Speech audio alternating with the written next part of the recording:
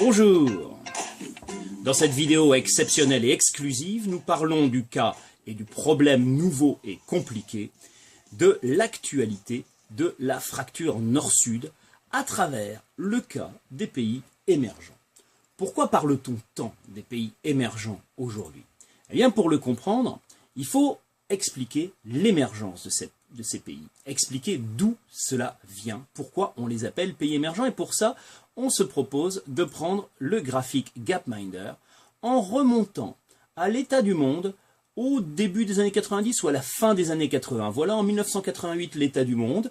Les pays sont placés en fonction de leur espérance de vie et en fonction de leur niveau de richesse.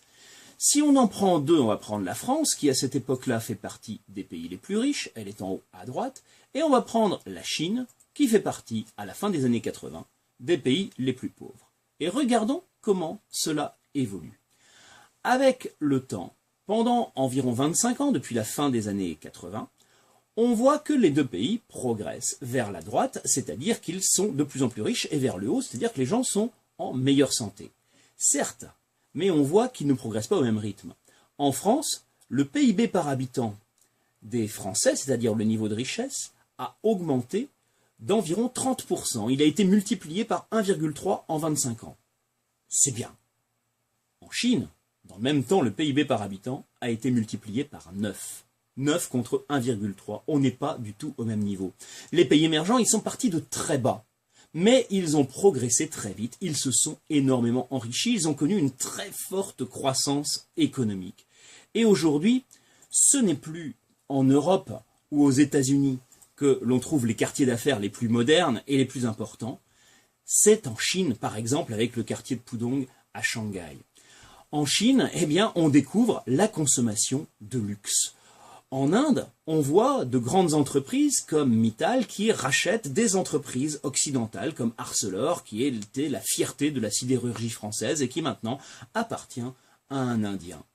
En fait, les pays émergents sont en train de devenir de nouvelles puissances. Et il n'y a pas que l'économie qui change, il y a aussi la société. Ces sociétés se modernisent très vite. Dans ces pays-là, comme ici en Inde par exemple, on voit apparaître une classe moyenne, des gens qui sont éduqués, des gens qui sont connectés, qui ont accès à la consommation et qui veulent consommer, qui veulent vivre comme les habitants des pays riches. C'est une classe moyenne qui ne représente pas une très grosse proportion de la population. Ici, dans le cas de l'Inde, c'est une petite minorité dans un pays avec une population extrêmement nombreuse. Certes, mais cette petite minorité, quand c'est dans un pays qui a plus d'1 milliard d'habitants comme en Chine ou comme en Inde, là, ça finit par faire du monde. Ça fait plusieurs centaines de millions d'habitants. Et la classe moyenne des pays émergents, eh bien, ça finit par faire à peu près autant de monde que la population des pays développés. Donc, ça finit par représenter un marché très important pour les entreprises du monde entier.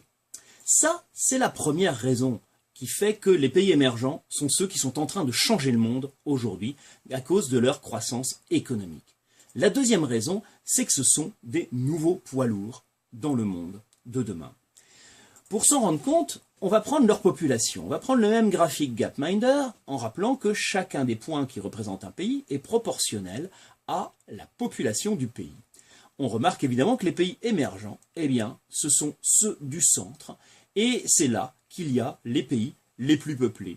Si on regarde un peu le poids démographique des pays émergents, on se rend compte que ça fait beaucoup. La Chine, c'est 1,4 milliard. L'Inde, c'est 1,3 milliard. L'Indonésie, 260 millions, etc., etc. Si on les met bout à bout, tous ces pays-là, le Mexique, le Vietnam et d'autres, on arrive à peu près à 4 milliards d'habitants. 4 milliards d'habitants, c'est beaucoup? Ben, dans un monde de 7 milliards d'habitants, 4 milliards, ça fait plus de la moitié. Les pays développés à côté, qui sont tout en haut parmi les pays riches, eh bien les pays développés, ils regroupent à peu près 1 milliard d'habitants. 1 milliard d'habitants, ça fait longtemps qu'on a à peu près cette population-là dans les pays développés.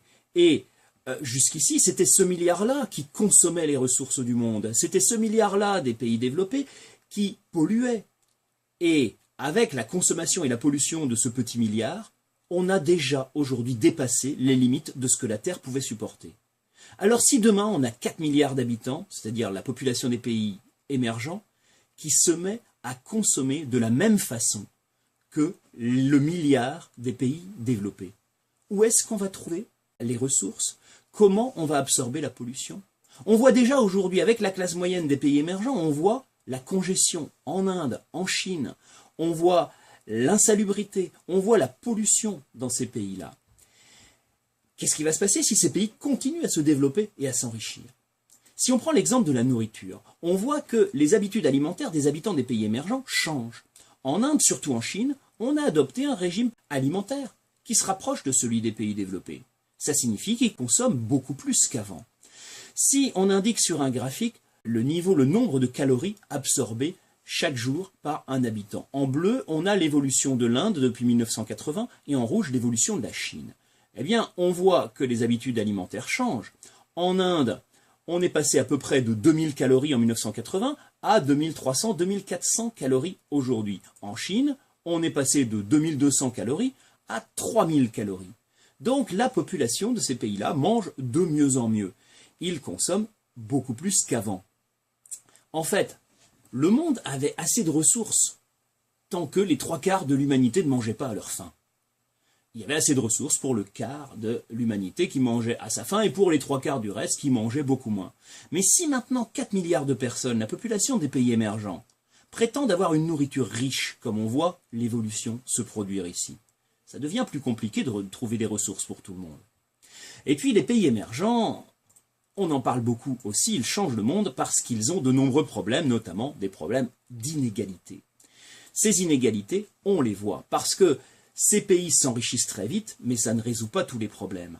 Que ça soit au Brésil, que ça soit en Inde, que ça soit en Chine, il y a une pauvreté extrêmement importante. En Afrique du Sud, en Égypte, etc. Il y a une classe moyenne, mais il y a une immense masse de pauvres. Des pauvres qui ne profitent pas de l'enrichissement du pays. Et ça provoque des tensions sociales, des tensions politiques, et il n'est pas certain que ces pays émergents restent stables dans les années à venir. Enfin, la quatrième raison pour laquelle les pays émergents changent le monde, c'est parce que le développement de ces pays est tellement rapide qu'il peut se faire de façon confuse et désordonnée. Les infrastructures ne suivent pas toujours, et on voit fréquemment ce genre de scène en Inde, de l'inadaptation des moyens de transport et des machines aux besoins d'une économie en très forte croissance. On a beaucoup plus de choses à transporter, mais on n'a pas toujours les moyens de transport pour transporter. En fait, tout ça, ça favorise des coûts, ça favorise des retards, du gaspillage, de la pollution.